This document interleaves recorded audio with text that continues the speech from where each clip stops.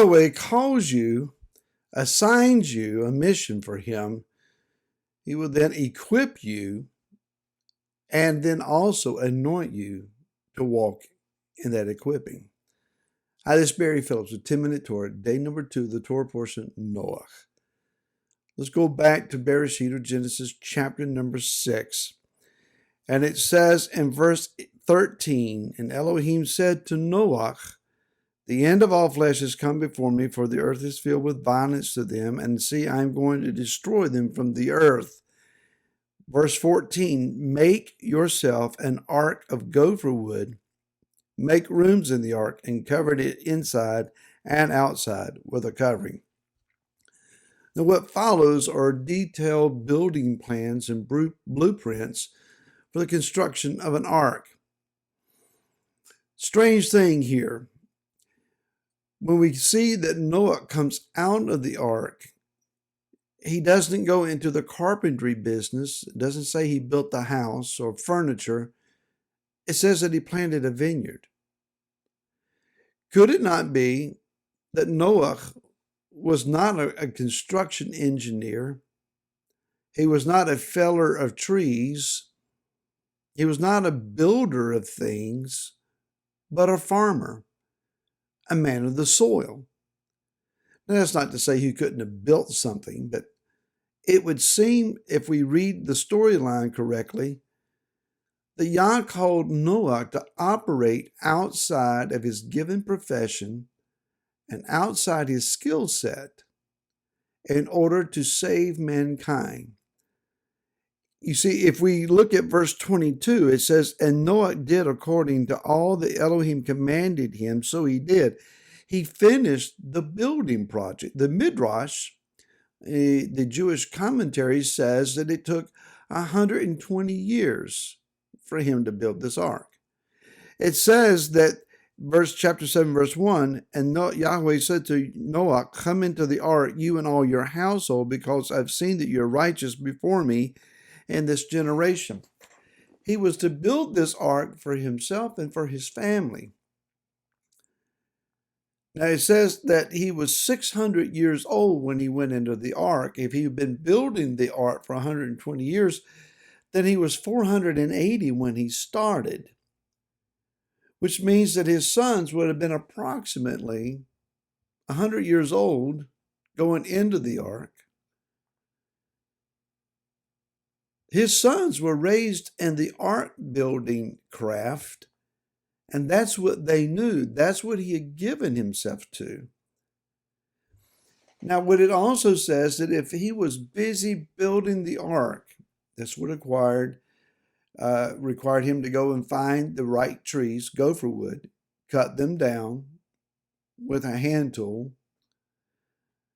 fell them, drag them to the building site, prepare the timber out of that with, again, hand tools, and craft the boards and the pegs and all of the necessary steps and producing this ark that was made out of wood and then sealed inside and outside with pitch. That meant going and finding the pitch, bringing it to the site, and finding the means of scaffolding to get up to the ark and pitch it inside and out as he went.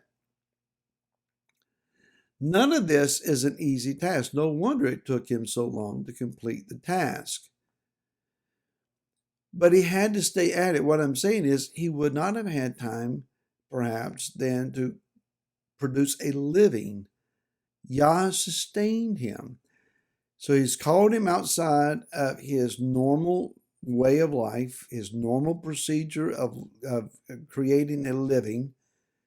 He's endeavoring to build a project that he doesn't maybe have the skill set to do, but he has to learn how to do it. We're not told, but I assume that he made mistakes along the way and had to start over at some point. Boards didn't fit. Wood was not solid all the way through, may have been rotten in the middle. Who knows? He could have gone through a numerous list of problems. Let's make this a little bit more personal. I can give you some personal history here. When I was 18 years of age, I was, quote unquote, called into ministry. I very definitely heard the voice of Yah calling me to preach his word. There was no backing up from it. It wasn't as if that was my gifted ability. I would shake and tremble in front of crowds.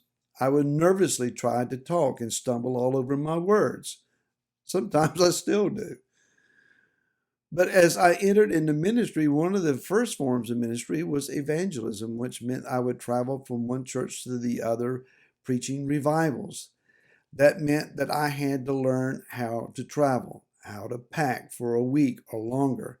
I had to develop communication skills, develop personality in order to be able to relate to people. I had to become a good listener. As I went into pastoral ministry, I had to learn how to administrate congregations. I had to learn how to conduct business meetings, developing plans and strategies to help my congregation to grow. I had to learn how to do marital counseling, do weddings and funerals. I had to learn a lot of different skill sets I didn't have. My core personality, I would rather be alone with my thoughts and my writing and just doing my thing. But the ministry that I've been called to means people, people with problems, people with issues. It means operating outside of my normal, easy walk or easy gait of things. I have to delve into areas that I'm not comfortable with. When Yah began to add music to my ministry, I had to develop vocal skills. I had to learn how to breathe and sing at the same time, play an instrument and sing at the same time, learn how to craft songs. The first songs that I wrote, they weren't worth putting to paper. They were junk. I had to learn how to do that and then learn how to passionately share that with those who might be in an audience and enable them to worship along with me. I've had to learn technical skills of PA equipment and repairing instruments and so on. It's been a long, arduous journey at times, and like Noah probably did, I've made mistakes along the way, and a lot of them. But if I don't build the ark of the ministry that Yah has called me to, I can't do the ministry that He called me to. I have to develop it. Anything that Yah calls you to, anything that He puts into your hands to accomplish, you have to stay at it. You can't quit halfway through and say, well, I'm not very good at this. Noah may have had to go to someone and ask questions about boat building, about navigation, or about how to put timbers together so that they don't leak. I'm sure that Yah equipped him, gave him help. His sons raised up and helped him. He had a small building crew. He worked and worked faithfully so that when the rains began to fall upon the earth, he knew that he and his family could enter into the ark and be safe. Can you imagine what was going through his minds when the first drops of rain began to fall? When the floods began to rise? Animals are now in the ark. Everything is supernaturally taken care of. The door has been shut. The flood waters rise up. And this thing that he has been working on actually floats and keeps him secure. It's an amazing feat of human endeavor, trial and error, and staying at it, commitment and staying focused. The same things are required of us in our day. Whether you're building a spiritual ark of safety for you and your family, building a congregation, building a new business, building a home, or moving to a new location and trying to establish a new lifestyle or a new home for your family. Stay at it. Stay focused. Keep doing what Yah has called you to do. In the end, when the storms come, you will be glad that you did. Hard work, perseverance, prayer, and faithfulness, in the end, they pay off. And we'll see you again tomorrow. Until then, shalom.